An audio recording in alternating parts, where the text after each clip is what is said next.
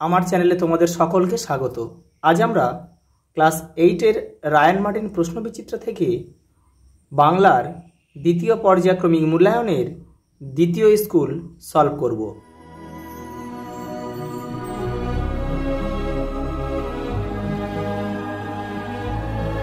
দ্বিতীয় school Jagatbandhu institution. প্রথম প্রশ্ন দেখো, বেনি তাকিয়ে ঠেস দিয়ে তামাক খাইতেছে, সামনে কে বসেছিল? হালদার মহাশয়।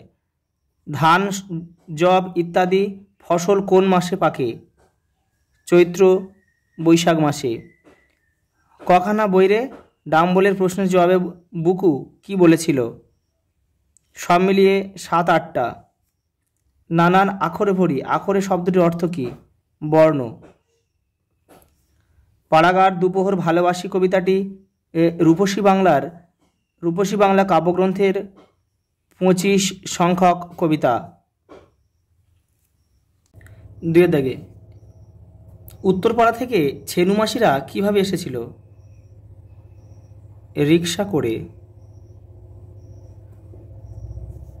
চাষিরা কহিল, তারা কি বলেছিল?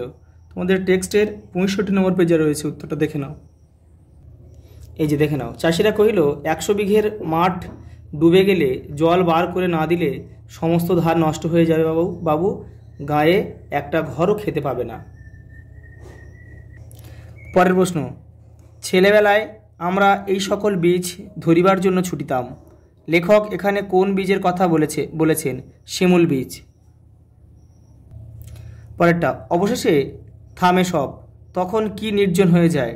ডেক নির্জন হয়ে যায়। তুমি তাহার পাশে এসে দাঁড়াও। কবি কার পাশে কেন দাঁড়াতে বলেছেন? কার পাশে? অসহায় মানুষের পাশে দাঁড়াতে বলেছেন। কেন?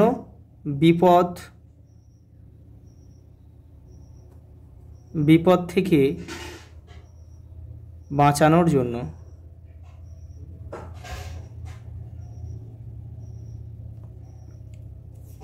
পরের প্রশ্ন, 3 দাগের, দেখো গে তার আমার মতো ভিন্ন নয়। বক্তা কে? বক্তা হচ্ছে বেনি। কাদের মত? রমার মত। মতটি কি? দেখে নাও। মতটি হচ্ছে জলার বাঁধ না কাটা। পরের প্রশ্ন, মালিক কোথাও নাই। কিসের মালিক? ডিঙির মালিক। সেটি কোথায় বাঁধা ছিল? হিজলের ডালে। তার অবস্থা কেমন ছিল? ঝাঁঝরা ফোপরা, জীর্ণ। পরের প্রশ্ন দেখো, কি করে বুঝবো গল্পে যে দুটি ছোট ছেলের কথা আছে তাদের নাম কি? ডাম্বল আর বুকু। তাদের মধ্যে মিল ও অমিল এবং তাদের সম্পর্কে তোমার মতামত সংক্ষেপে আলোচনা করো। দেখে নাও।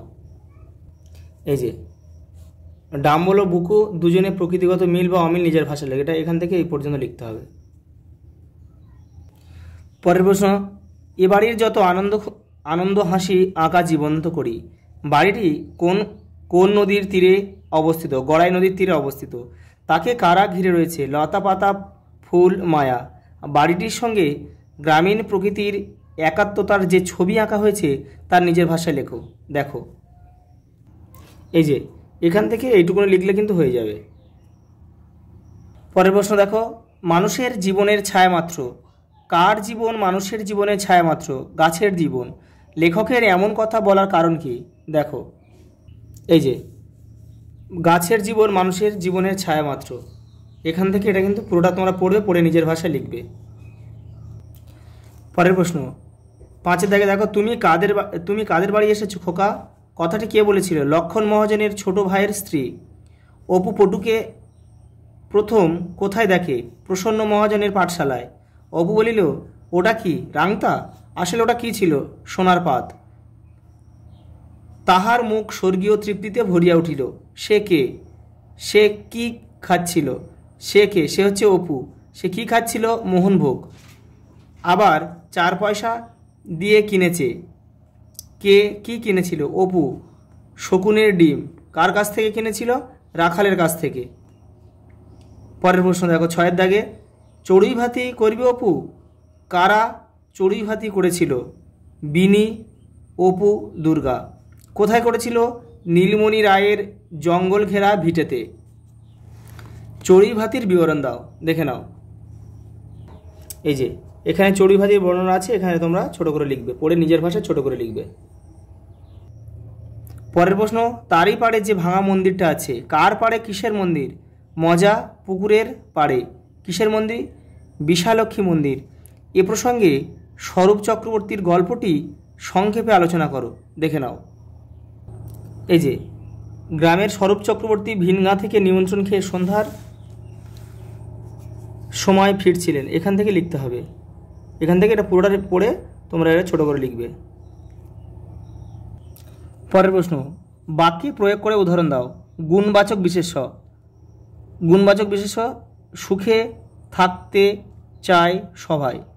আত্মবাচক সর্বনাম, আমি নিজেই কাজটি করেছি। বিশেষণের বিশেষণ, খুব ভালো জামা।